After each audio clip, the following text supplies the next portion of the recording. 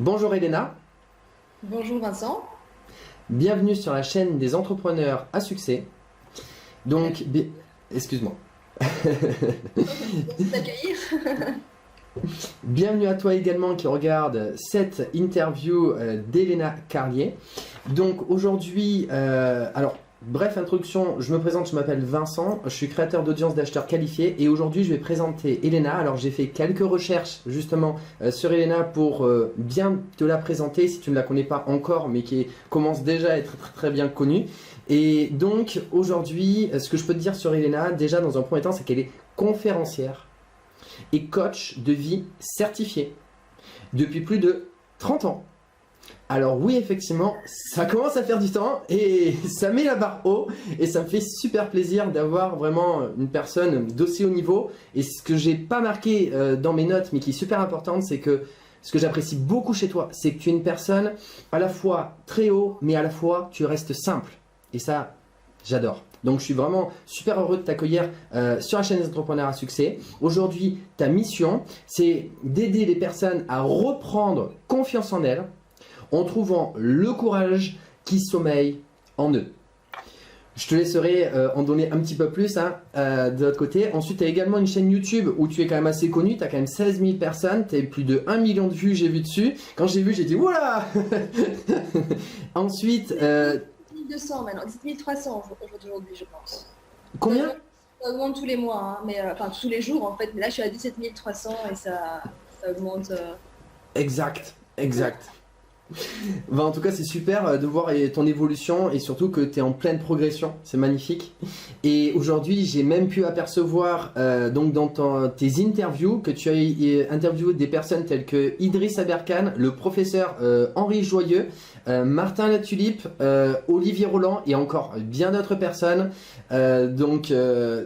Impressionnant en un mot.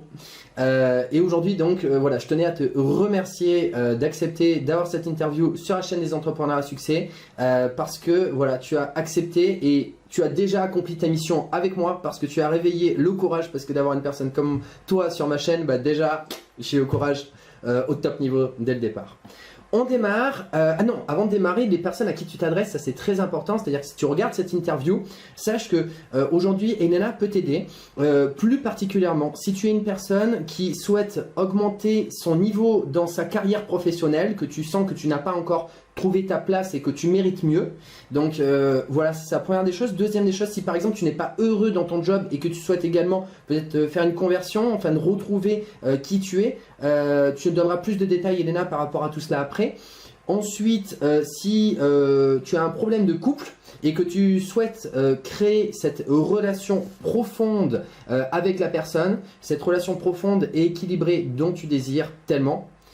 Et ensuite, si tu as eu un traumatisme dans le passé et que tu sens que c'était un poids, Elena aujourd'hui elle peut t'aider à t'expliquer que c'est pas un poids mais c'est quelque chose qui peut te faire, je dirais, passer à des niveaux bien au-delà et ce n'est qu'une étape et je dirais elle est parfaite pour pouvoir t'emmener à ce niveau-là. Donc maintenant la première question, et là je vais te laisser parler un petit peu Elena pour justement si tu veux bien te présenter un petit peu de ton côté, on t'écoute. Tout à fait. Donc déjà, je voudrais revenir sur une chose que tu as dit parce que je l'avais dit sur le ton de l'humour, mais je pense que tu l'as peut-être pris au sérieux. Ça fait pas trop longtemps que je suis coach parce qu'à mon âge, j'aurais commencé à 2 ans, donc ce serait un peu tôt. Mais effectivement, c'est un peu une mission de vie finalement que j'ai découvert il y a, je dirais, 3 ans maintenant de ça. Et du coup, donc pour revenir sur ce que tu disais par rapport donc aux gens que j'accompagne, aux personnes que j'accompagne aujourd'hui, donc c'est effectivement ça. Donc ce sont des personnes qui dans leur carrière, en fait, sentent qu'elles ne sont pas à leur place au niveau professionnel. Ce sont des personnes qui, effectivement, sentent qu'elles peuvent aller plus haut, elles peuvent avoir autre chose, un autre niveau au niveau de la carrière ou simplement quitter, en fait, le monde du salariat pour se lancer dans l'entrepreneuriat, ce qui n'est pas toujours facile à faire. C'est également les personnes qui, plus précisément, en fait, au niveau du couple, n'arrivent pas, en fait, à créer une relation de couple. C'est-à-dire, elles font des tentatives, elles vont peut-être en soirée, sur des sites de rencontres, font des rencontres, en fait, amoureuses, mais il y a toujours quelque chose qui ne va pas, qui fait que le couple n'arrive pas finalement à prendre et n'arrive pas à créer une relation épanouissante au niveau du couple. Donc ça, j'ai pas mal de clients à ce niveau-là qui ont des vraies transformations en fait, suite au coaching. Et également la troisième partie dont tu as parlé, qui est une partie importante, qui est effectivement, j'accompagne aussi des personnes qui ont des difficultés dans leur histoire, donc j'aime pas utiliser le mot traumatisme parce que ça ramène un peu ça à la psychiatrie. Oui. Il y a des événements difficiles dans leur et vraiment qui ont du mal à trouver du sens dans ce qu'ils ont vécu. Et j'essaie vraiment en fait à trouver du sens par rapport à ça pour en fait en faire un cadeau, parce que je pense qu'on peut en faire un cadeau, on peut se faire un cadeau de beaucoup d'événements qu'on a vécu, si pas de tous d'ailleurs, et ça fait notre force aussi. Donc voilà, ça c'est pour résumer. Et alors au niveau du courage, donc pour être bien précis, si je devais résumer en une phrase en fait ce que je fais au niveau des accompagnements, c'est que je dirais que tout le monde a du courage en soi en fait, mais très peu de gens finalement osent vivre la vie qui les inspire vraiment. Et donc moi, si tu veux, j'appuie sur les bons leviers qui permettent en fait aux personnes de révéler leur propre courage pour vivre la vie qui les inspire vraiment. Donc ça serait pour résumer vraiment en une phrase. Et bien sûr, ça passe par la confiance en soi, parce qu'on parle énormément de confiance en soi en fait, mais on parle très peu de courage. Et pourtant, le courage en fait est le socle de la confiance en soi, puisque ça nous permet en fait de se dépasser. Et le dépassement est la fierté de soi, est l'amour de soi. Et c'est une pyramide en fait. Et donc la finalité, si tu veux, c'est d'avoir la confiance en soi, qui ne peut venir qu'en se dépassant. Donc on ne peut pas être hyper confiant en restant assis dans son canapé à rien faire. C'est vraiment en osant agir malgré la peur. Et donc voilà, c'est comme ça que je résumerai ce que je fais, même si c'est un peu plus large que ça. Mais ça résume déjà pas mal. Alors ça tombe bien parce que justement c'est la deuxième question qui va suivre. C'est justement qu'est-ce que tu fais exactement dans ton métier, c'est-à-dire la procédure que les personnes vont suivre. Voilà, moi je suis client aujourd'hui, c'est-à-dire qu'est-ce qui va se passer quand je vais commencer à venir te voir au niveau de la procédure, comment tu t'y prends? Alors, eh bien, comment je m'y prends? Du coup, ça dépend un petit peu de la situation, donc de comment la personne arrive à moi. Donc, bien souvent, c'est via mes vidéos sur YouTube, c'est via un lien que je mets en dessous souvent de mes vidéos. C'est également via mon site internet. Ça peut être des gens que je rencontre en conférence, parce que je fais des conférences, je donne des conférences, j'interviens aussi dans des conférences d'autres personnes. Et donc, du coup, on vient me parler parfois après les conférences pour effectivement un accompagnement. Et donc, la procédure, c'est que je prends un rendez-vous un peu téléphonique avec la personne, déjà qui me permet de savoir où est-ce qu'elle en est au niveau de sa vie, qu'est-ce qu'elle veut atteindre, qu'est-ce qui est vraiment important pour elle. Je vois en fait comment je ressens la personne, comment finalement, je vois aussi si elle est prête vraiment à mettre des actions en place. Parce qu'il faut savoir que les gens que j'accompagne, en fait, sont des personnes qui sont prêtes à changer, sont des personnes qui en ont vraiment marre, en fait, et qui veulent vraiment changer, qui souvent ont fait d'autres choses avant, donc ont vu des psys, des psychologues, des psychiatres, des thérapeutes, des coachs, et ont eu des résultats, mais pas les résultats en fait qu'ils voulaient vraiment avoir en fait. Et donc avec moi, c'est un peu la touche finale où il y a une transformation incroyable qui se passe. Et donc je vois effectivement si la personne se sent prête, si elle est aussi dans une notion de responsabilité, c'est-à-dire est-ce qu'elle est vraiment prête à prendre sa vie en main ou est-ce qu'elle prend déjà sa vie en main. C'est important que je sente qu'elle se sente responsable de sa vie quoi qu'il arrive, sinon je ne pourrais rien faire pour elle, ça va être un peu trop, à mon avis, difficile pour cette personne-là. Et je ne serais pas bonne en fait avec quelqu'un qui se plaint tout le temps mais qui n'agit pas, tu vois. Donc les gens qui viennent à moi veulent souvent de l'action en fait, ils passent souvent à l'action d'ailleurs.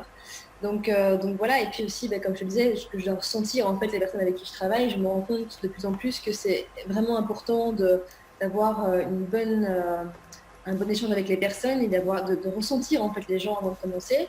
Et non pas parce que je ne veux pas aider tout le monde, bien au contraire, mais parce qu'on se rend compte dans l'entrepreneuriat qu'on ne peut pas aider tout le monde et qu'on est obligé vraiment de sélectionner pour avoir des résultats à la clé, tout simplement.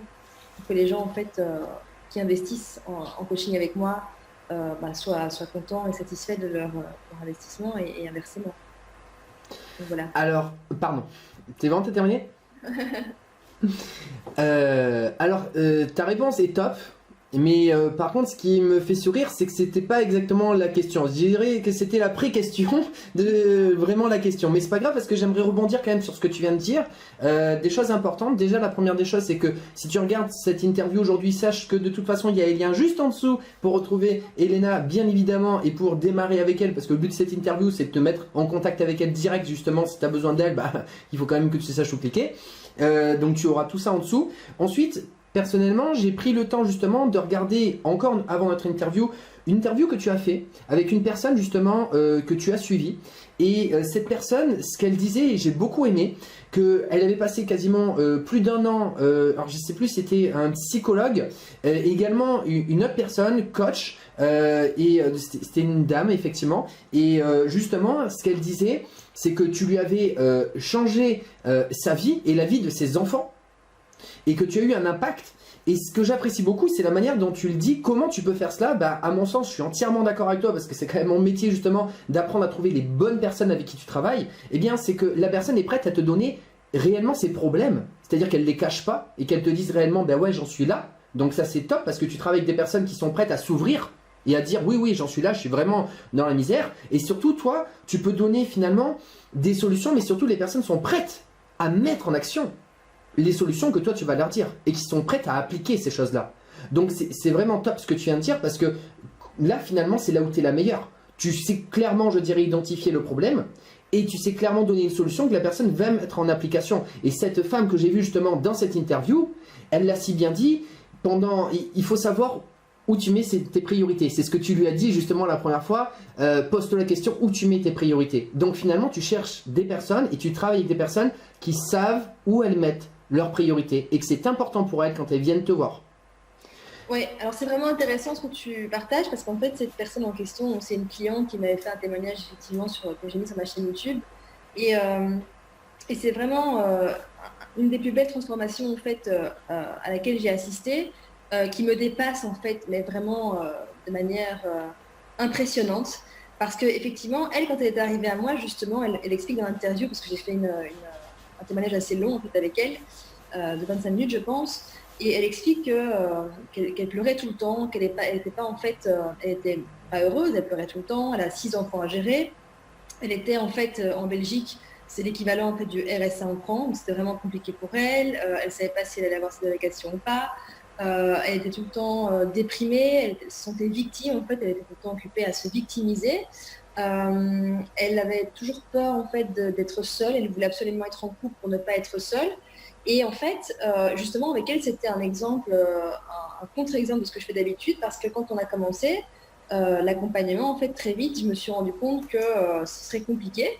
Et j'ai même voulu en fait qu'on arrête l'accompagnement ensemble. Donc, je lui ai dit, écoute, maintenant ça suffit parce que là, je vois que tu n'es pas prête en fait à changer. Et apparemment, cette phrase que je lui ai dite, qu'il a un peu secoué, même beaucoup, lui a fait, en fait, elle le dit dans l'interview, l'effet d'une gifle. Tu l'as éjecté de sa zone de confort, elle a dit. Voilà, j'ai éjecté. Mais du coup, c'est exactement ça. Et c'est pour ça que les gens, finalement, qui arrivent à moi, sont prêts pour le changement parce que tout le monde n'a pas envie, effectivement, d'être. Alors, ça dépend parce que il y a des personnes avec qui c'est beaucoup plus doux, en fait, en fonction de la problématique de la personne. Tu vois, ça dépend effectivement du problème de la personne. Et quand je vois quelqu'un qui a du potentiel, c'est-à-dire quasiment tout le monde, en fait, hein, tout le monde a du potentiel, et qui vraiment s'empoisonne la vie comme elle le faisait. J'étais pas très gentille en fait avec elle à un moment donné parce que c'est ce qu'elle avait besoin en fait à ce moment-là. Et si j'ai ces résultats-là justement en coaching avec ces personnes, dont avec elle, c'est parce que justement je fais ce que d'autres coachs n'osent pas faire en fait. Et je le dis souvent en fait, c'est que tout le monde veut être aimé, tout le monde veut être apprécié. Donc j'en fais partie également, mais je préfère ne pas être appréciée, ne pas être aimée par mon client, mais de savoir que je l'aide en fait réellement plutôt que d'être gentil avec la personne et en fait de ne pas l'aider et de la comporter dans ses schémas internes qui sont pas bons parce que si elle m'appelle, c'est que clairement elle en a marre. Et donc, effectivement, ça a été un petit peu dur l'accompagnement avec elle et pour elle et pour moi d'ailleurs parce que je me suis vraiment retrouvée dans une situation où je me suis dit, je pense que ça ne sert à rien en fait. Et ça a été voilà, une transformation incroyable qui fait qu'en 2 séances, elle s'est complètement transformée, quoi. Et là, c'est vraiment le jour et la nuit. Aujourd'hui, elle considère que, c'est elle qui le dit, hein, je ne dirais pas des choses comme ça, mais elle considère que je lui ai sauvé la vie et la vie de sa famille. Parce que en tant que maman, eh bien, elle a une responsabilité importante, 6 enfants. Et donc, du coup, bah, ça a un impact sur sa famille aussi, sur ses enfants. Et donc, ça me touche beaucoup, évidemment, quand je vois des témoignages comme ça. C'est vraiment la récompense, quoi. Donc, ouais, c'est un très beau témoignage et effectivement, Comme quoi, ça peut être parfois pas toujours évident quand on commence. Et bien souvent, hein, quand les gens arrivent à moi, pas toujours évidemment, mais parfois ça peut ne pas être évident parce que justement, ils sont confrontés à ce qu'ils veulent pas forcément voir et pourtant, ils me payent pour ça. Donc voilà. D'ailleurs, comme dit une personne qui est également en Belgique, Thomas d'Azembourg, que j'aime beaucoup, il dit cessez d'être gentil, soyez vrai. Oui. Eh bien, disons que toi, tu es la crème parmi les coachs parce que tu cesses d'être un gentil coach, tu es un vrai coach parce que justement tu oses dire des choses. Et ce que je ressens par rapport quand même à ta valeur ajoutée et vraiment ce qui fait que tu es toi, c'est que tu as l'acuité d'appuyer au bon endroit et justement d'avoir le courage de dire des choses que d'autres personnes n'osent pas dire. Parce que je dirais même que malheureusement, c'est dur ce que je veux dire, mais c'est de la lâcheté de ne pas oser dire ces choses-là et de rester dans sa propre zone de confort, même en tant que coach aussi. Hein. Je le dis aussi, moi aussi en tant que coach, c'est pas évident de savoir dire des choses parce qu'il faut apprendre à communiquer, savoir le dire comme il faut et apprendre, comme tu l'as dit aussi, peut-être à voir ses limites et à dire non, je peux plus. Et c'est peut-être là justement que tout s'est joué. À ce moment-là où toi tu as dit, tu as accepté, ben la personne dit ah oui mais là je peux plus faire autrement et justement tu es la meilleure personne qui m'a dit ce que j'avais envie ce que j'avais besoin d'entendre, ce que je suis venu chercher. Donc en tout cas, je pense que ça résume bien effectivement qui tu es et le travail que tu fais. Alors finalement, c'est bon, on a répondu à la question maintenant avec ce qu'on vient de dire. Donc globalement, c'est comment ça se passe. Eh bien, les personnes viennent à toi. Tu fais un point avec elles pour savoir si tu peux travailler avec elles et si elles sont prêtes à travailler avec toi. Et ensuite, ben, tu vas mettre en application en leur transmettant les informations qui sont venues te voir pour que tu les fasses sortir, éjecter de la zone de confort, mais pour le meilleur. Et de toute façon, c'est eux qui le choisissent.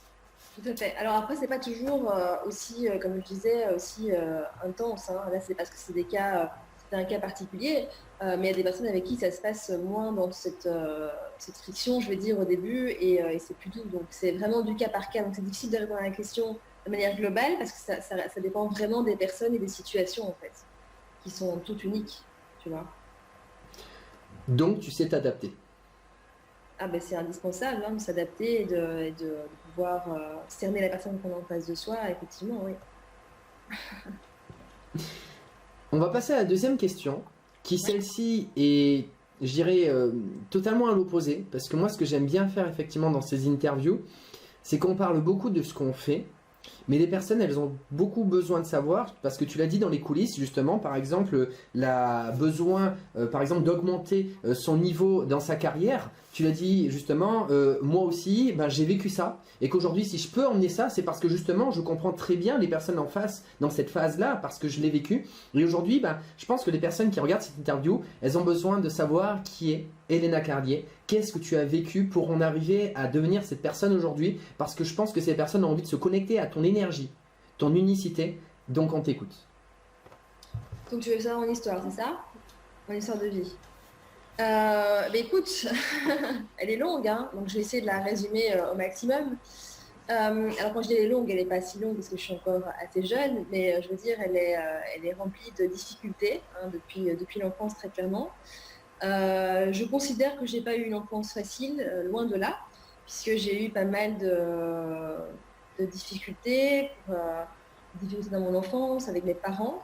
J'avais beaucoup de violence à la maison en fait, hein, un papa qui était assez violent, qui quand j'étais née en fait apparemment était pas présent, était je pense en cavale. Donc du coup ça donnait vraiment une ambiance familiale assez stressante, je dirais. J'étais aussi placée en famille d'accueil, en internat, ce qui était extrêmement difficile pour moi en fait dans ma jeunesse parce que je comprenais pas trop pourquoi j'étais là. J'ai connu des écoles où j'étais mal en fait avec les autres, mal parce que de nouveau je trouvais de la violence dans ces écoles et également parce que j'avais du mal à m'adapter en fait. J'avais toujours eu du mal à créer du lien avec les autres, à m'adapter, à comprendre aussi ce que je faisais à l'école finalement parce que ça m'intéressait pas du tout l'école. J'ai d'ailleurs longtemps cru que j'étais bête, hein. Je pensais vraiment que j'étais bête parce que j'avais du mal en fait à suivre. Sauf que bon, j'ai appris à l'âge de 30 ans que j'avais une intelligence dite haut potentiel, ce qui fait juste en fait qu'il y a une différence par rapport au milieu classique, on va dire. Et donc voilà, beaucoup de difficultés à m'adapter, beaucoup de difficultés à être à l'aise avec les gens. Aujourd'hui, je fais des conférences et j'adore ça. Pourtant, il y a quelques années de ça, et pas si longtemps encore, c'était juste inimaginable en fait de pouvoir penser faire une conférence. D'ailleurs, par rapport à ça, j'ai commencé les études à l'âge de 27 ans, en fait, parce que j'avais arrêté l'école, hein, du coup, comme je n'aimais pas du tout et que c'était compliqué pour moi et je n'arrivais pas à trouver le sens de ce que je faisais, ça m'a amené à arrêter l'école. Puis j'ai enchaîné des jobs en tant que commercial. Jusqu'au jour où j'étais dans un job, en fait, en immobilier, dans une entreprise où j'avais finalement tout son papier pour être bien. J'avais un travail... j'avais un contrat de salarié, j'avais un fixe, ce qui était assez rare dans l'immobilier, j'avais un fixe qui était plutôt correct d'ailleurs. Donc j'avais tout finalement pour me sentir bien. Et ce qui s'est passé, c'est qu'après 12 jours, en fait, j'ai été gentiment remerciée. Et aujourd'hui, j'en rigole et je dis merci à la vie finalement que c'est passé comme ça, parce que ça a été en fait le tournant de ma vie à ce moment-là. Mais évidemment, quand j'ai vécu ça, et pour les gens qui vivent ça, c'est extrêmement difficile. Parce qu'on se demande bah, qu'est-ce qu'on va faire maintenant, comment on va payer ses factures, comment on va payer son loyer, comment est-ce que on va pouvoir gérer cette situation.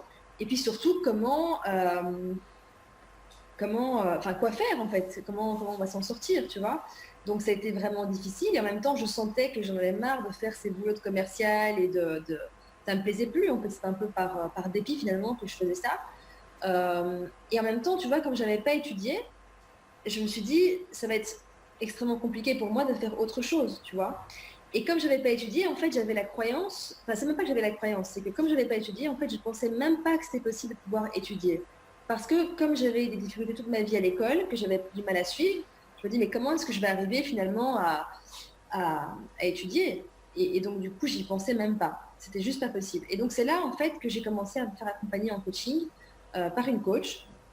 Et avec qui, d'ailleurs, c'était bien... c'était un peu ce que je fais d'ailleurs maintenant avec mes clients. Hein. C'était bien secouant, on va dire. Et c'était pas évident du tout, c'était pas agréable avec elle. Mais ça m'a beaucoup fait travailler, ça m'a beaucoup finalement amené à avoir des prises de conscience. Et c'est là en fait où je me suis rendu compte que si je voulais étudier, en fait, bah, c'était encore possible. Et qu'en fait, il n'y a pas d'âge réellement pour étudier, et peu importe mon parcours scolaire, qui était plutôt catastrophique.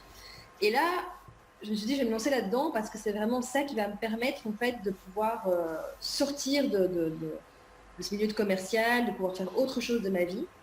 Et donc j'y ai cru à fond. Hein. Donc j'ai trouvé une école, je suis entrée dans une école du coup supérieure. J'ai fait 3 ans d'études.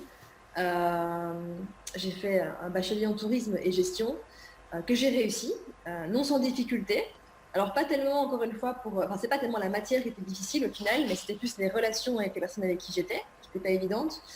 Voilà, je me suis accrochée et parce que vraiment, je voulais vraiment ce diplôme en fait. C'était vraiment mon objectif, c'était vraiment mon pourquoi. Donc j'ai eu beaucoup d'embûches par rapport à ce diplôme parce que c'était pas du tout évident, parce qu'il fallait présenter devant la classe quasiment à chaque cours, chaque module, chaque cours, on avait des travaux de groupe à faire qu'on devait présenter en classe. Et pour moi, c'était une horreur, en fait. Et donc, voilà, mais j'y suis arrivée, finalement. J'y suis arrivée. Et en fait, ce qui s'est passé, c'est que dans ces études, j'ai dû faire un stage. On avait des stages qui sont obligatoires. Et un stage, donc un stage. Et quand je suis arrivée dans ce stage, on était, je pense, 8 personnes. On devait être 8 ou 9 personnes dans ce stage, donc c'était pas... Enfin, personnes qui travaillaient là-bas, donc on n'était pas beaucoup. Et ça m'a beaucoup, beaucoup interpellée parce que je me suis rendu compte que la plupart des gens, en fait, n'aimaient pas ce qu'ils faisaient comme job. Et que dans ce stage, les personnes, en fait, arrivaient le matin avec une tête pendue jusque par terre. Donc, ils arrivaient complètement déprimés. On était lundi, ils parlaient déjà du vendredi soir, du week-end. Donc, au cliché hein, du vendredi soir, du dimanche, de la retraite, des vacances. Et moi, je suis arrivée là et je me dis, mais waouh, c'est juste incroyable. Je me rendais pas compte avant, tu vois, dans mes autres boulots, je me rendais pas compte que les gens, en fait, étaient à ce point-là déconnectés finalement d'eux-mêmes quelque part et de ce qu'ils voulaient faire.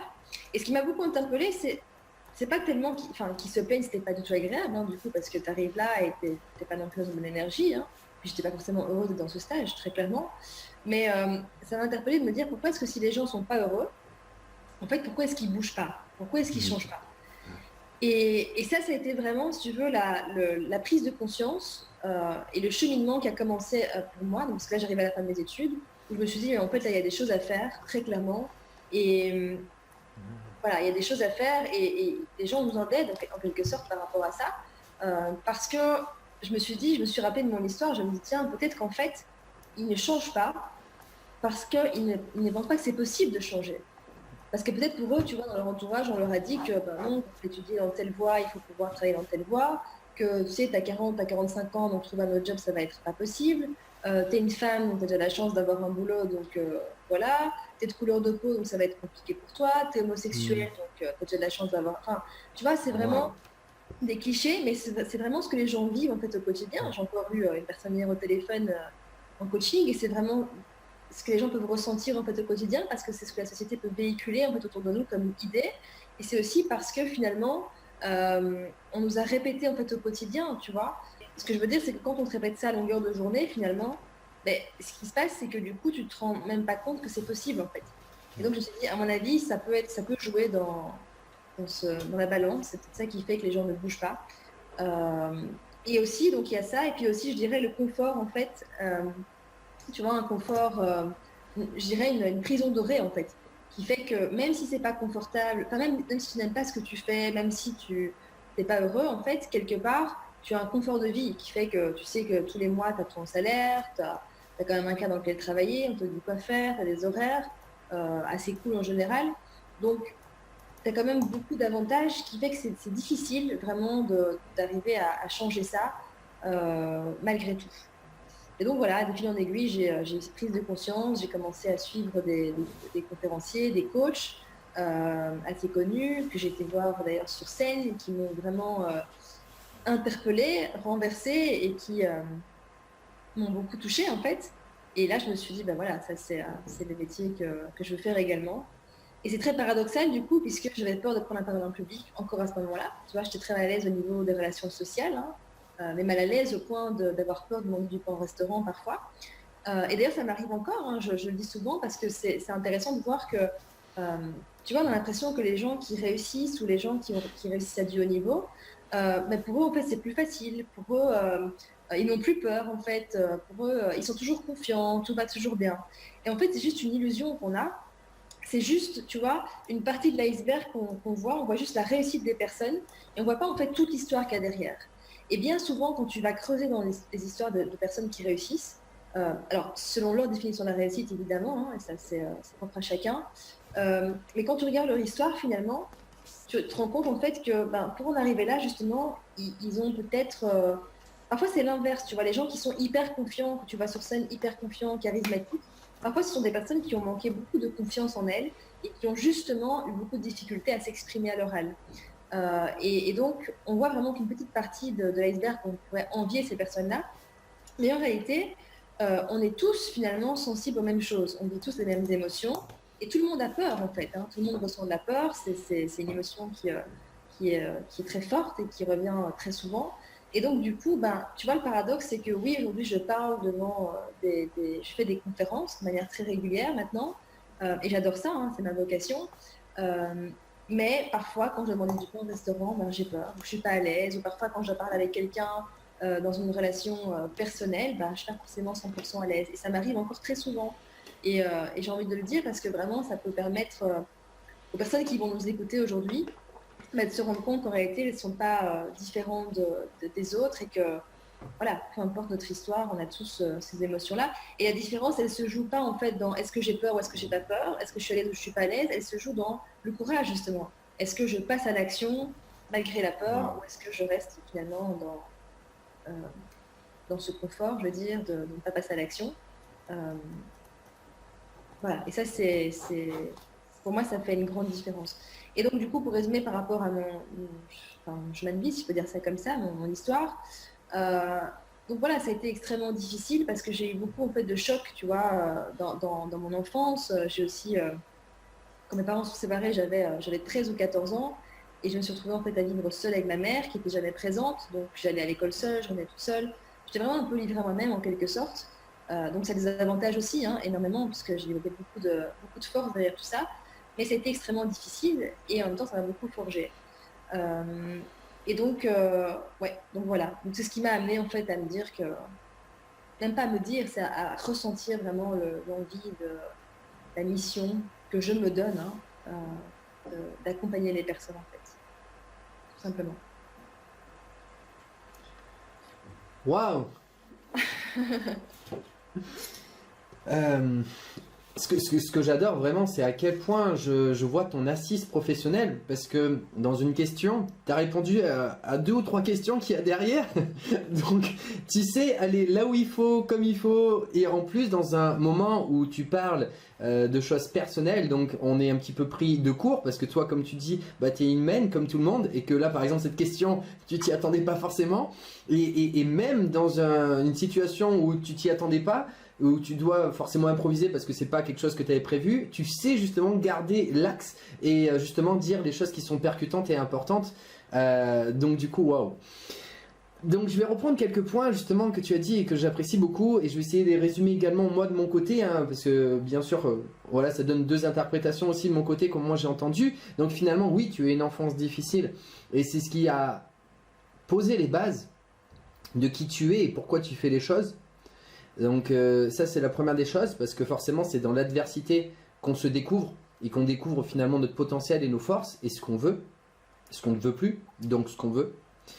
Ensuite au niveau de l'école, tu as eu ce passage difficile aussi et où finalement tu as eu des difficultés et où ça n'a pas été simple et que finalement, comme tu l'as dit, parce que tu es sauté direct là à 10 ans, à 30 ans, je me suis dit ah mince elle a zappé tout là, pouf, mais bon c'est pas grave parce que tu es revenu derrière. Que finalement à l'âge de 30 ans, tu as été identifié en tant que haut potentiel. Donc ben, moi je peux te dire aussi, moi ça fait 3 semaines, donc 34 ans, donc ça fait bizarre effectivement parce que finalement on se dit bah finalement on n'est pas si idiot qu'on le pensait. Et puis finalement, tu as dit un mot qui était super important, c'est que finalement tu sentais que les personnes étaient déconnectées autour de toi. Et que toi finalement quand tu faisais les choses, t'avais du sens, pourquoi tu voulais faire les choses. Si tu faisais les choses parce que voilà, tu savais que c'était important pour toi et tu t'es rendu compte autour de toi que beaucoup de personnes étaient finalement déconnectées parce qu'elles n'avaient pas de sens de ce qu'elles faisaient, qu'elles étaient dans ce que, comme tu l'as dit, dans cette prison dorée. Justement dans le stage, quand tu étais dans ce stage où les personnes étaient dans leur prison dorée, dans leur confort, de se dire je fais les choses mais finalement c'est ce que je connais, pas forcément ce que j'ai envie, ce que je connais. Et c'est là finalement où tu as eu le premier déclic de te dire ah il y a quelque chose à faire, donc tu as découvert finalement le besoin qui était dans ce monde de tellement de personnes qui sont déconnectées de leurs besoins intérieurs mais qui font ce qu'elles connaissent comme tu as dit et qui ne connaissent pas les autres possibilités. Et disons que là, tu as découvert le besoin, à mon sens. Hein.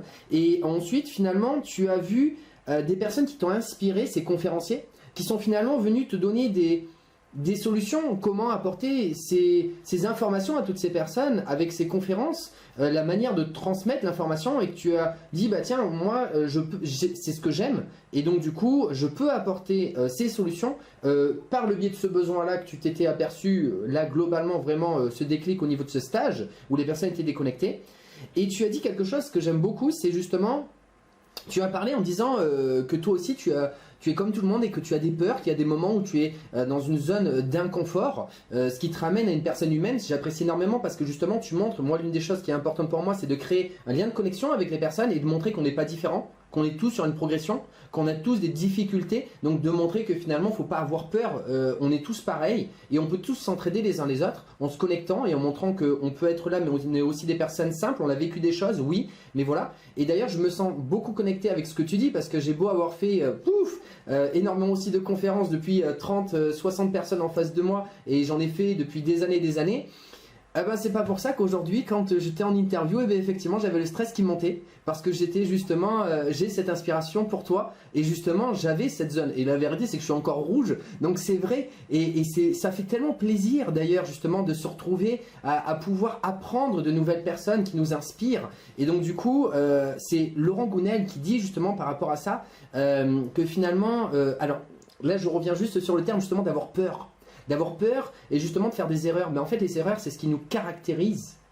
Le côté imparfait et ce qu'on a fait, c'est ce qui nous caractérise parce que finalement, c'est là où on trouve dans cette adversité notre personnalité. Parce qu'on sait justement, on a fait une erreur, mais on ne veut pas la refaire.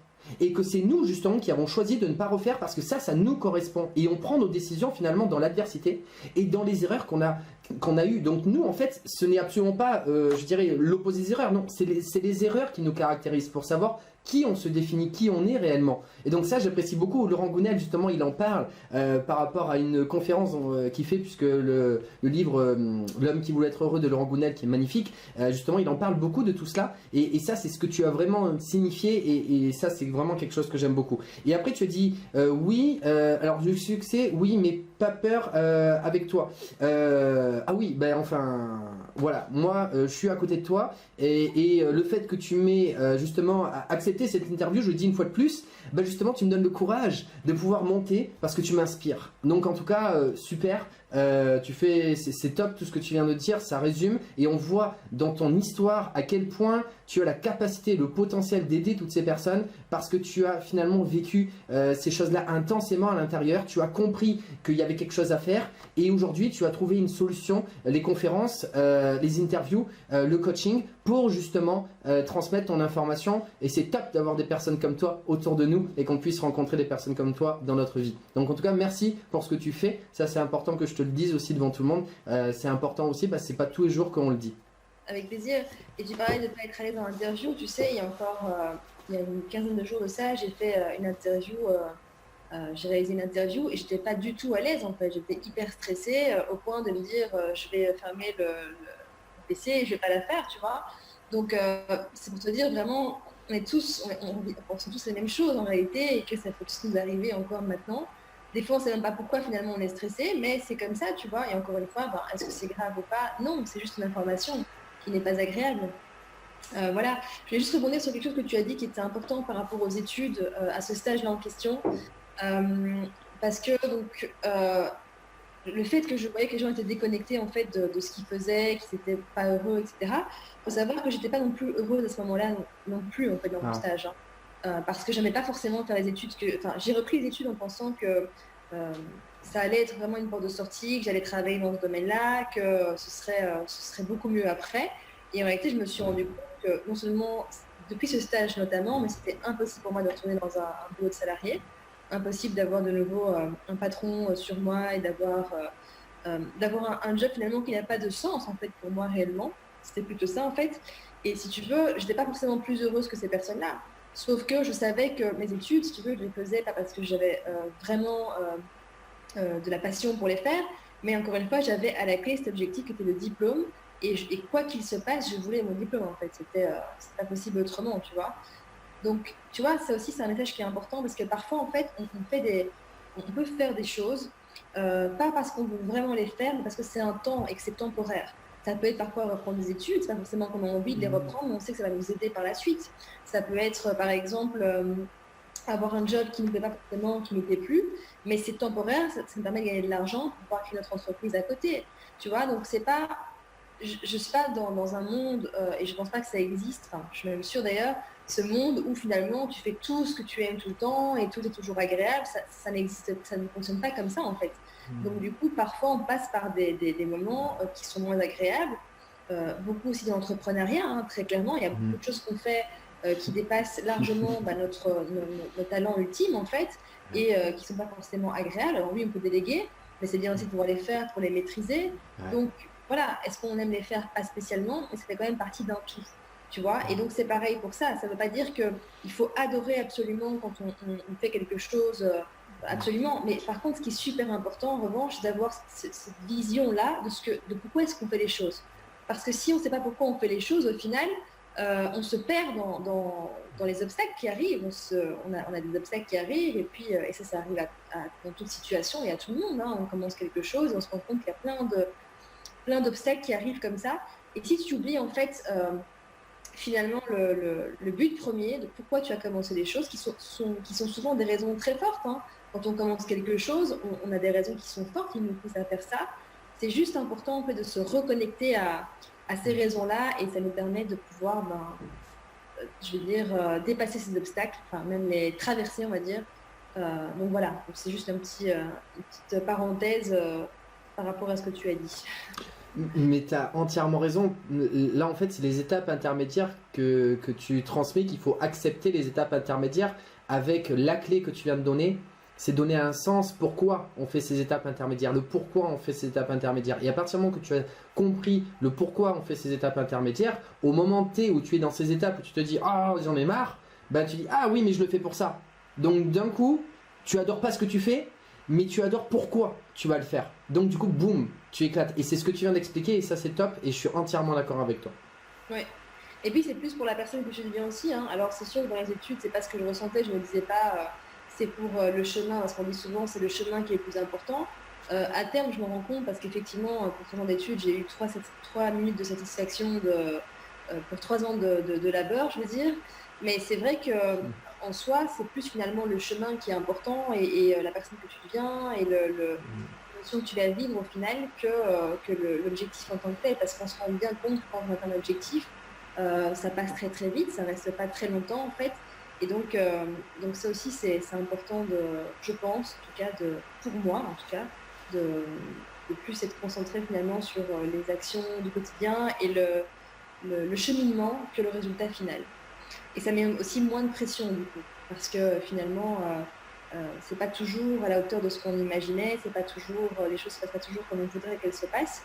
Et donc finalement, si je mets un objectif qui est trop élevé, tu vois, donc quand tu prends la parole en public, si tu te dis cette prise de parole en public, c'est vraiment la prise de ma vie, quoi. Si je la rate, c'est foutu pour moi. Si je la réussis, je vais avoir plein de clients, je vais pouvoir enfin, voilà, avoir plein de succès grâce à ça. Si tu te mets en fait une pression comme ça avant de commencer, sincèrement, tu as de quoi avoir de la peur, te sentir de la peur, parce que du coup, tu te sens oppressé. Donc, tout est une question finalement d'entraînement et ça dépend vraiment de ta perception des choses, en fait, de comment tu vois les choses. Cette, Si, c'est top. Ok, super. Alors maintenant, on va passer à la question d'après. Finalement, que tu as déjà répondu, mais j'aimerais peut-être affiner un petit peu. La question, c'est quand est-ce que tu as eu ton déclic? Alors là, moi, ce que j'ai retenu, c'est que tu as eu le déclic de comprendre les besoins autour de toi dans ce stage, de comprendre que les personnes avaient une prison dorée et que finalement, elles n'avaient pas de sens à ce qu'elles faisaient. Donc tu t'es dit, tiens, je peux venir leur donner du sens à pourquoi elles font les choses. Mais moi, la question vraiment que j'ai envie de te poser, c'est tu en as parlé, le déclic que tu avais envie de faire par rapport aux personnes qui t'inspiraient au niveau des conférences, mais réellement, moi ce que je voudrais que tu me dises, c'est le déclic de te dire, et pourquoi pas moi je peux donner toutes ces clés? Pourquoi moi je ne serais pas capable de transmettre toutes ces solutions à toutes ces personnes? Ce moment où tu t'es décidé finalement à te mettre au service de transmettre toutes ces choses-là. Alors, mais déjà, vraiment, moi, je reviens là-dessus parce que c'est vraiment ça, tu vois, c'est vraiment en voyant ces conférenciers sur scène où je me suis vraiment sentie portée, en fait, et j'ai ressenti ce que j'ai jamais ressenti auparavant. Je me suis vraiment vue, en fait, à la place de ces conférenciers, devant des salles de 1000 personnes, 2000 personnes, enfin, vraiment, je me voyais faire ça, en fait. Je me voyais faire ça et c'était très, très paradoxal parce que du coup, bah, j'avais peur de parler en public et j'étais pas à l'aise avec les personnes, tu vois, de manière générale. Et ça, c'est aussi une parenthèse que j'ai envie de rajouter, c'est que souvent, derrière nos plus grands cadeaux, en fait, parfois derrière ce qu'on veut faire, qui est vraiment important pour nous, en fait, se cachent nos plus grandes peurs, en réalité. Et donc, c'est important d'identifier finalement pourquoi on a peur. D'ailleurs, c'est intéressant parce que demain, j'interviens dans un mastermind et je vais justement aborder cette question de la peur. Parce qu'il y a plusieurs types de peur, il y a plusieurs façons de gérer la peur aussi. Et c'est aussi important de savoir finalement pourquoi est-ce qu'on a peur, tu vois. Qu'est-ce qui fait qu'on n'est pas à l'aise. Et parfois, c'est juste en fait lié à la pression pas à la pression, mais à l'envie en fait qu'il y a derrière, tu vois. C'est un peu l'exemple que quand tu abordes par exemple quelqu'un, un homme ou une femme, qui te plaît vraiment, tu vois, si tu as deux rendez-vous amoureux et que tu en as une qui te plaît vraiment et l'autre qui te plaît pas du tout, qui te plaît beaucoup moins, tu auras plus de pression, tu vas sentir plus de stress avec celle qui te plaît, celle ou celui qui te plaît vraiment, tu vois. Et c'est exactement la même chose. Et pourquoi est-ce que tu sens plus de pression? Parce que du coup, tu sens qu'il y a un enjeu derrière. Et parfois, c'est ça, tu as vraiment peur de faire quelque chose parce qu'en réalité, derrière ça, tu sais que inconsciemment, évidemment, c'est vraiment pas pour toi et c'est juste un pas qui est difficile à franchir. Et donc, donc c'est vraiment en faisant ça, je me suis rendu compte qu'en fait, c'était pour moi aussi. Et Et c'est drôle parce que je me suis jamais posé la question de pourquoi pas moi, pourquoi est-ce que moi je pourrais pas. J'ai jamais eu ce sentiment d'infériorité où je me dis pour moi c'est différent. Je sais quelque chose qui est très courant, qui revient tout le temps en fait, que j'entends énormément, qui est le syndrome de l'imposteur, qui est de ne pas se sentir légitime par rapport à ce qu'on fait. Euh, mais moi bizarrement en fait j'ai jamais vraiment vécu ça quoi. Alors parfois ça peut m'arriver comme tout le monde, effectivement, quand tu demandes des tarifs qui sont quand même plus élevés que la moyenne, quand tu te permets de faire des choses que les autres ne font pas forcément. Tu peux te dire, tiens, qui je suis pour faire ce que je fais. Mais tu vois, quand tu vois les résultats que ça a derrière, voilà, c'est ça qui est aussi intéressant. Donc vraiment, j'ai jamais ressenti enfin, j'ai jamais eu ce sentiment-là de me dire, pourquoi pas moi, en mode infériorité, en fait. Au contraire, je me dis, si eux peuvent le faire, je peux le faire aussi.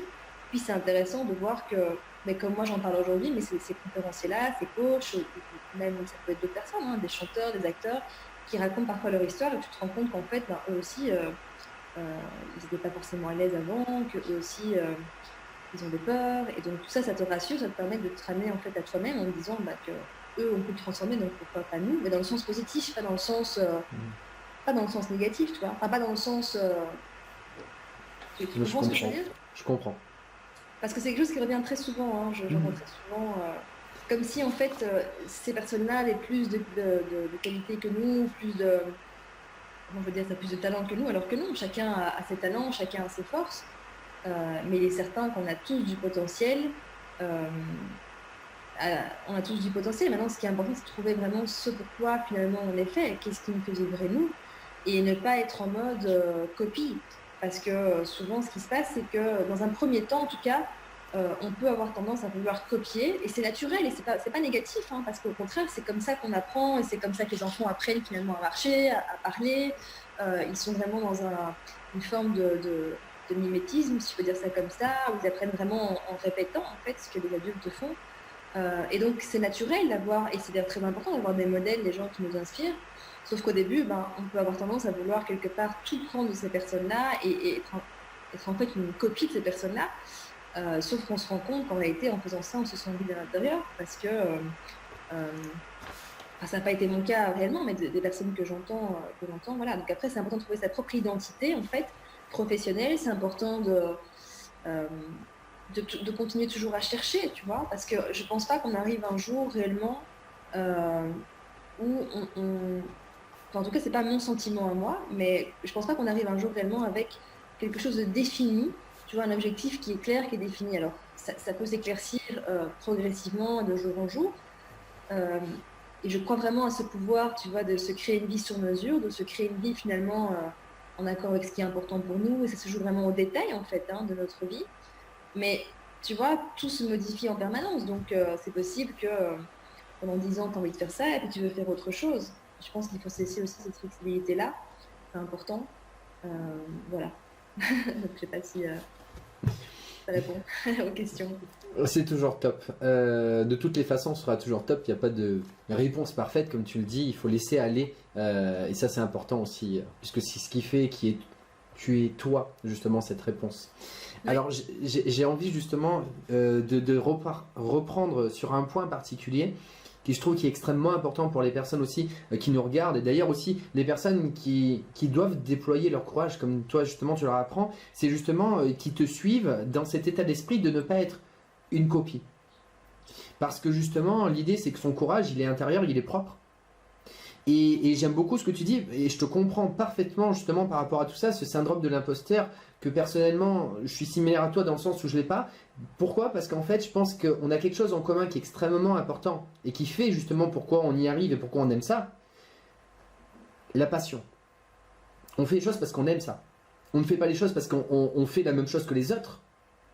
On fait les choses parce qu'on aime ça. C'est-à-dire ce qu'on fait aujourd'hui. On l'aime, c'est la raison pour laquelle on va creuser à l'intérieur.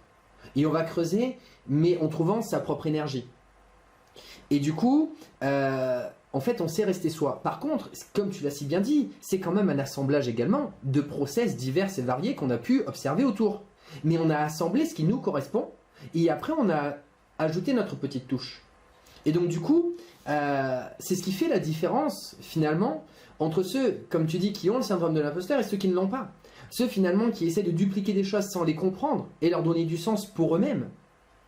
Et les personnes qui font les choses parce qu'ils ont un sens pour eux, cette passion qui les anime parce qu'ils aiment ce qu'ils font. Et après, ils vont, oui, prendre la structure à droite à gauche parce que c'est normal et logique. Comme aujourd'hui, les personnes, je dirais que tu viens accompagner, il y a un process. Parce qu'il y a un process, je sais pas moi, pour affronter sa peur. Il y a un process aussi. Mais à l'intérieur de ce process, il y a une vie. Et elle est unique à chacun. Et c'est la passion. Donc ça, j'apprécie beaucoup tout ce que tu dis. Je le ressens totalement quand je vois effectivement les interviews et les vidéos que j'ai vues de toi. C'est toi. C'est pas un... Il y a des process que tu suis, et je le vois également dans cette interview, tu suis des process tout en restant toi. Et ça, c'est vachement agréable. Et c'est là qu'on voit même, je dirais, le niveau au-dessus d'une personne, dans le sens qu'elle ne fait pas une chose parce qu'elle doit le faire. Elle fait une chose parce qu'elle aime ça. Elle utilise un process, elle est efficace et professionnelle, et à la fois, elle vient y donner sa touche. Ouais. Alors, je veux juste revenir sur quelque chose par rapport à la passion, donc ça, c'est quand même important de préciser. Euh, Tu vois, c'est intéressant ce que tu dis, mais j'ai envie de mettre une nuance quand même par rapport à ça, parce qu'il y a la passion et il y a l'inspiration, tu vois. Ah, Et c'est des choses différentes, parce que d'accord. la passion, dans le sens commun, c'est quand même connu comme quelque chose qui brûle au final, qui est très très élevé, Mhm, qui peut aussi très vite redescendre en fait. mhm. Et tu te rends compte en fait quand tu fais par exemple des conférences, quand tu organises des conférences, tu te rends compte qu'en réalité, ce qui fait que tu continues en fait, c'est quelque part, c'est l'inspiration Ouais. plus que la passion. Parce qu'en réalité, ça demande... Parce que par exemple, quand tu organises des conférences, hein, ce qui est mon cas du coup, la partie que j'aime faire, en fait, c'est la plus petite partie au final. C'est être sur scène, c'est pouvoir passer mon message en fait aux personnes, c'est voir les gens inspirer, c'est créer des déclics aussi dans la tête des gens. Euh, mais tout ce qui est autour, en fait, est moins facile, tu vois, enfin, est moins agréable pour moi. C'est-à-dire préparer la conférence, organiser la conférence, louer une salle, mettre la salle euh, enfin, la préparer avant la conférence. Il y a plein, plein de choses qui rentrent en compte, en fait, et qui sont beaucoup plus larges que ce que tu fais.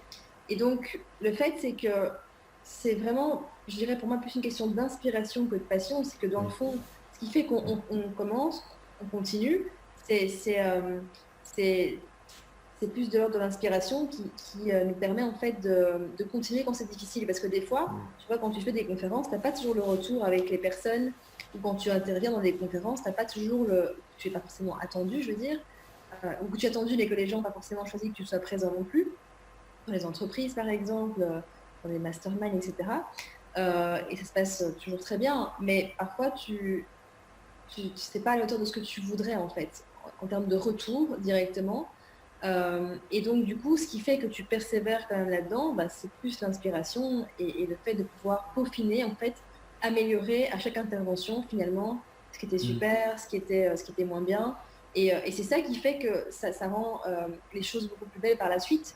C'est justement le fait que tu peux, en fait, agencer ça de manière différente, tu vois. Tu peux faire des conférences de type court, de type long, et tu dois vraiment faire en fonction de ce qui te correspond à toi. Ce qui te correspond à toi. Mais je préfère parler d'inspiration plutôt que de passion. Alors, Oui. effectivement, la passion y est, hein, c'est sûr, euh, mais ça a plus un sens justement de quelque chose qui vient de l'intérieur, tu vois, l'inspiration. Mhm. Et la passion, à mon sens Ah en tout ouais. cas, est plus connotée comme quelque chose qui est très très intense, mais qui peut être très court aussi. Oui, c'est ce que je voulais dire. Excuse-moi de te couper, mais c'est ce que je voulais dire finalement. Quand j'ai employé le mot passion que j'ai écrit, c'était surtout derrière ce que j'aime. J'aime faire. Mais finalement, il y a deux types d'énergie, comme tu dis.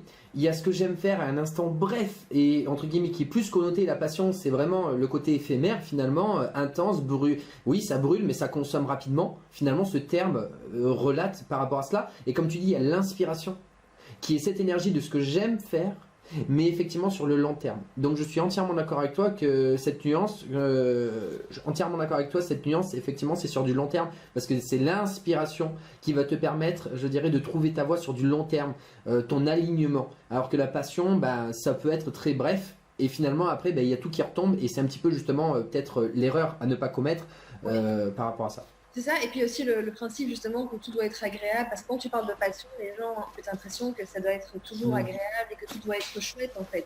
Alors que bah, tu te rends vite compte dans l'entrepreneuriat que bah, en fait c'est tout sauf ça, hein. C'est encore une fois ce qu'on fait, qu'on aime faire, bah, c'est chouette, mais toutes les parties qui sont autour sont pas toujours agréables et ça fait partie en fait de ce qu'on entreprend. Et donc Et c'est pour ça que j'aime Oui. bien vraiment le terme inspiration, parce Mm. que, encore une fois, sinon ça peut donner l'idée en fait que bah, ça doit être tout le temps agréable, tout le temps chouette, Mm. alors que bon, si c'est ça, à mon sens, je pense que ça ne me permet pas Mm. d'atteindre certains niveaux non plus, en fait, hein, quand c'est toujours agréable, parce que justement, le fait de se confronter à ce qui est moins facile, moins agréable, nous permet de prendre davantage confiance en soi, de pouvoir améliorer des choses et de pouvoir se sentir fier de soi. Donc, voilà. Mais bien résumé. Bon, je vais pas revenir là-dessus, mais en tout cas, ouais, c'est super ce que tu viens de dire. Ouais, tu prends les choses dans son ensemble, dans sa.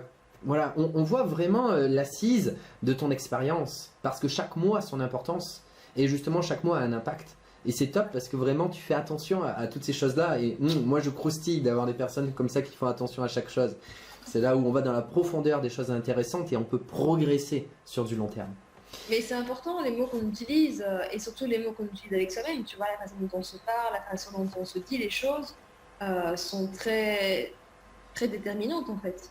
Donc oui, les mots sont importants et puis il y a des mots qui nous correspondent et d'autres qui nous correspondent moins, tu vois. Par exemple, moi, il y a quelque chose que j'entends très souvent chez un conférencier, c'est j'étais timide par exemple. Et moi, c'est un mot qui me correspond pas. Je me suis jamais considérée étant timide.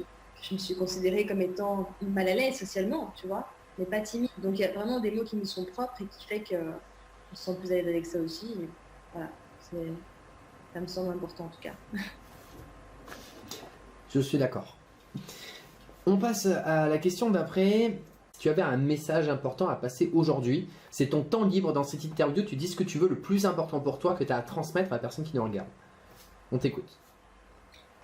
Alors, ce que j'aimerais dire en fait à la personne, aux personnes en fait qui nous regardent, euh, et les messages que j'ai envie de transmettre à ces personnes, c'est vraiment, et c'est un petit peu ce que j'ai partagé juste avant dans l'interview, c'est-à-dire de que quand on a quelque chose qu'on a envie de faire, qui est important pour soi en fait, c'est de le faire en fait, c'est d'y aller, et c'est de ne pas attendre demain, c'est de ne pas attendre que ce soit finalement parfois trop tard, hein, parce que parfois on voudrait accomplir des choses et les années passent et on se rend compte que 10 ans, 15 ans, 20 ans de notre vie s'est écoulé et c'est jamais réellement trop tard, mais en tout cas on peut se rendre compte qu'on a perdu beaucoup de temps par rapport à ça, donc c'est extrêmement dommage.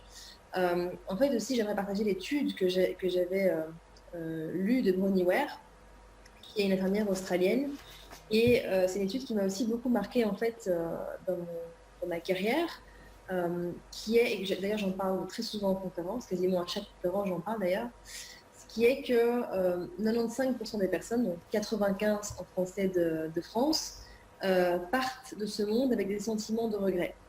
Et donc là je le fais en très schématique, mais dans les regrets en fait que ces personnes ont, il y a en fait le regret de ne pas oser avoir fait ce qui était important pour soi, d'avoir réalisé un rêve qui est important pour soi, des objectifs qui étaient importants, d'avoir créé peut-être simplement des choses, une entreprise ou autre. Tout ça en fait qui est donc tout ça parce que les personnes en fait ont peur.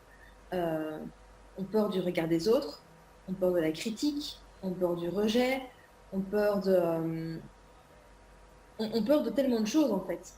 Et ça, pour moi, c'est vraiment interpellant parce que je trouve ça terrible, en fait, de partir, de se dire qu'on partira, enfin, qu'on a des chances de partir de ce monde en se disant pourquoi est-ce que j'ai pas fait ça, pourquoi est-ce que j'ai pas dit ça, pourquoi est-ce que je lui ai pas dit que je l'aimais, pourquoi est-ce que j'ai pas montré peut-être plus mes sentiments, pourquoi est-ce que j'ai pas osé faire mon tour du monde, me marier. Ou divorcer parfois, parce que des fois c'est ça aussi, c'est je suis avec quelqu'un depuis des années mais je sens que ça va plus du tout, j'ai envie de partir mais j'ose pas partir, tu vois, et toutes ces choses-là, en fait, sont très marquantes. Et, et vraiment, j'ai envie de partager ça, c'est que euh, la vie, elle n'est pas faite pour souffrir, quoi. On n'est pas là pour souffrir, on n'est pas là pour faire un job qui ne nous plaît pas, on n'est pas là pour être malheureux. Au contraire, je pense qu'on est là pour plusieurs raisons, mais entre autres, c'est de faire ce qui est important pour soi, ce qui vibre à l'intérieur. Alors parfois, on ne s'en rend pas toujours compte parce qu'on n'a pas forcément conscience de ça. Et c'est avec un travail, en fait, en coaching, parfois qu'on peut se rendre compte de ce qui est fait pour nous, de ce qui est important pour nous.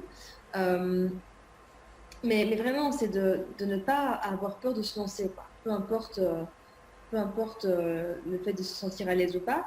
Et c'est vraiment aussi l'idée des petits pas. c'est de ne pas en fait parfois, je peux comprendre que quitter son entreprise, ça peut être un pas qui est trop grand, mais du coup, on peut faire des étapes qui sont intermédiaires, qui nous permettent en fait de nous sentir en sécurité et de ne pas brûler ses bateaux. Parce que parfois, c'est un peu trop difficile de brûler ses bateaux.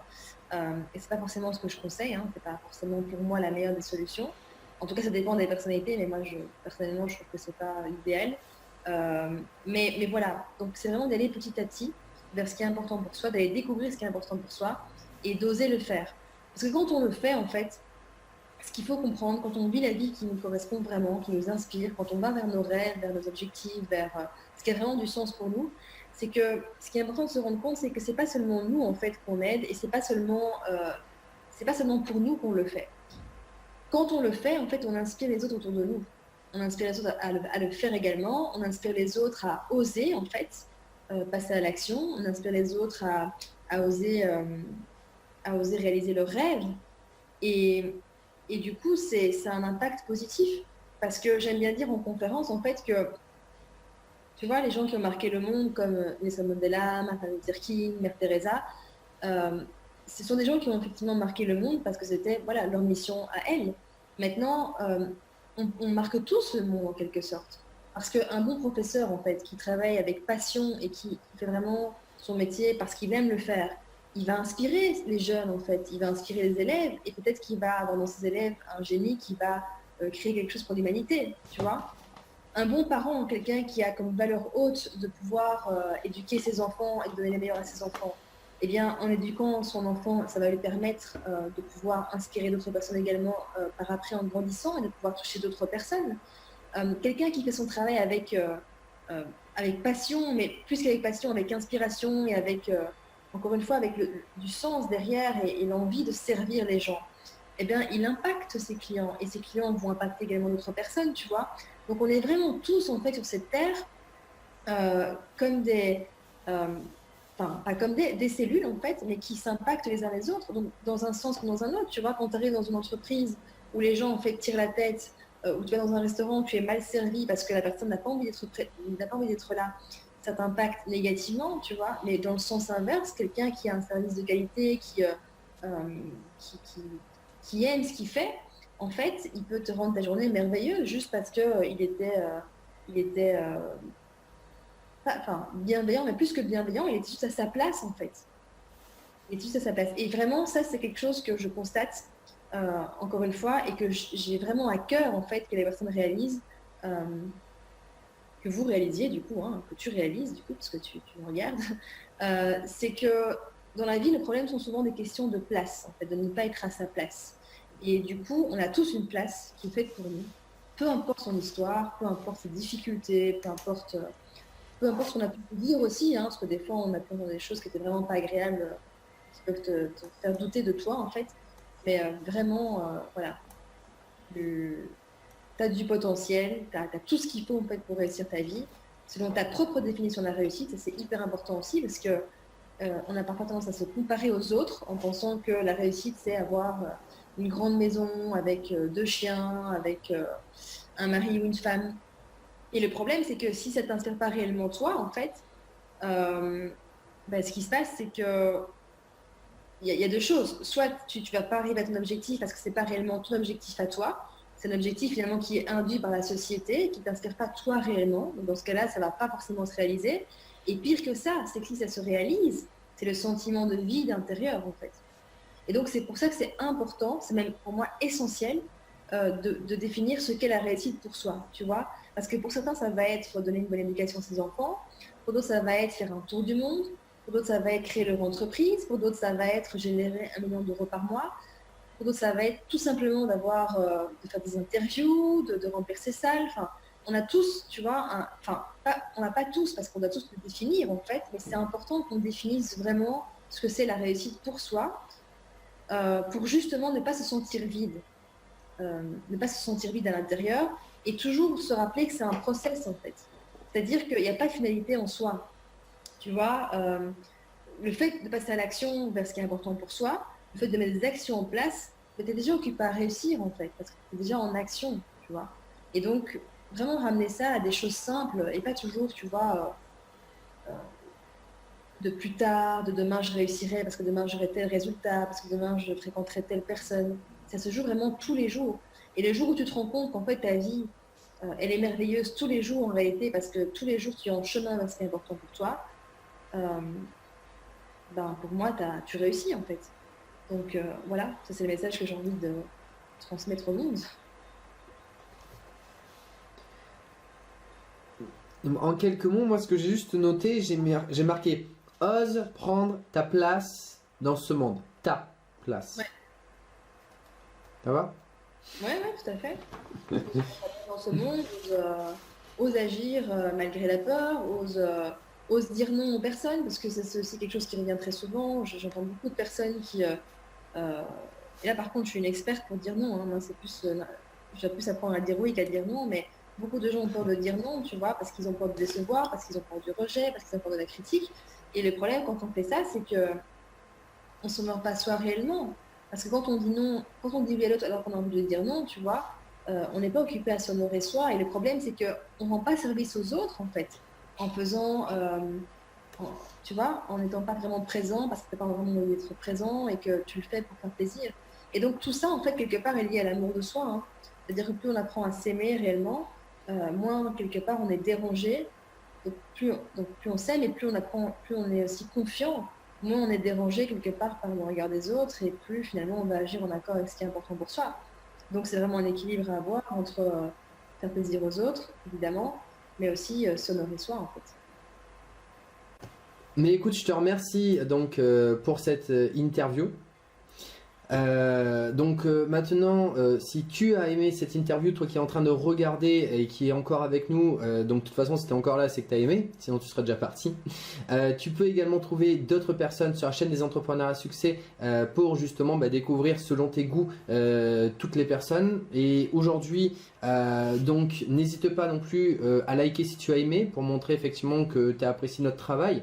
À commenter pour poser toutes tes questions à Elena justement par rapport les questions que tu peux te poser. Peut-être que justement aujourd'hui tu as des blocages par rapport à ce que Elena peut apporter et puis tu es pas encore sûr, tu as besoin encore, je dirais, d'être un peu rassuré. Peut-être n'hésite pas à poser des questions justement en dessous de l'interview par rapport à tout cela. Ensuite, si tu souhaites retrouver Elena, eh bien évidemment, tu as tous les liens juste en dessous de la vidéo. Donc, tu vas regarder. Et puis, aujourd'hui, clairement, si tu as besoin d'augmenter ton potentiel professionnel, c'est-à-dire de passer un niveau dessus professionnellement, si tu as envie de te reconvertir, de créer ton entreprise, si tu es par exemple en couple mais que ça va pas et que tu n'oses pas dire non, si aujourd'hui tu souhaites créer réellement une relation de couple qui a du sens et justement trouver du sens par rapport à ces relations que tu fais de manière en quantité mais qui n'a pas de sens à ce que tu fais, si aujourd'hui par exemple tu as vécu des moments difficiles et que tu penses que c'est un poids et que tu veux en faire quelque chose de bénéfice, un cadeau, et bien aujourd'hui, Elena est là, ici présente, et tu n'as juste à cliquer là pour vite aller travailler avec elle et pour voir si tu es en osmose avec Elena, si tu es prêt ou prête à travailler, à te mettre en action, à être acteur et à écouter finalement tout ce que Elena va te dire, parce que son temps il est précieux comme le tien et qu'il faut aller droit au but, il faut être prêt pour mettre les actions en place, pour en avoir des résultats concrets. Donc maintenant, si je peux me permettre... Si tu veux, je te donnerai un petit lien à mettre aussi en dessous si les personnes veulent s'inscrire à ce que j'appelle une session déclic, hein, du coup de 45 minutes qui permet effectivement aux personnes d'avoir déjà des clés par rapport à leur situation et aussi de voir effectivement si on peut travailler ensemble en coaching derrière. Donc je t'enverrai le lien, tu pourras le mettre en dessous de la vidéo. Et pour terminer également, si tu veux me découvrir, tu as les liens juste en dessous de l'autre côté. Et pour terminer, c'est le mot de la fin. C'est pour toi, Elena. On t'écoute le mot de la fin. Écoute, le mot de la fin, il va être tout simple, hein. Il est par rapport à ce qu'on a déjà dit dans l'interview jusqu'à maintenant. C'est d'y aller, c'est d'oser, c'est de faire une action aujourd'hui. Aujourd'hui, de commencer à faire quelque chose qui n'est pas forcément confortable et qui est quand même OK. Ça peut être appeler quelqu'un, ça peut être appeler votre banquier, ça peut être parler, faire une petite prise de parole en public, ça peut être même devant 3 personnes, hein, en réunion. Peu importe ce que ça va être, d'aller parler à quelqu'un dans la rue, des choses qui sont vraiment pas forcément habituelles, mais qui vont en fait vous permettre petit à petit, en fait, de vous créer une vie vraiment sur mesure et c'est de le faire, en fait. Voilà. Et de se rendre compte que les risques ne sont pas si graves que ça, en fait, et que c'est juste une question d'entraînement. Et puis surtout, c'est de se dire qu'on a le droit, en fait, de se tromper, hein, très important, on a le droit de se tromper, on a le droit de faire des erreurs, et que c'est même, en fait, un indispensable de la réussite, parce que en réalité, on parle beaucoup de réussite et d'échec, mais les deux sont des composantes qui sont enfin, qui font partie du même process en fait. On ne peut pas réussir sans échec et on ne peut pas avoir des échecs sans réussite parce qu'on apprend des deux. Donc c'est un peu se détacher finalement de l'idée de ne pas se tromper, de ne pas avoir droit à l'erreur, de ne pas avoir droit de mal faire. Je pense qu'au contraire, il faut se laisser s'autoriser en fait à mal faire pour que justement se perfectionner en chemin. Voilà, c'est ce que j'ai envie de donner un message comme personne. Merci Elena. Merci à toi et à très bientôt, hein, du coup.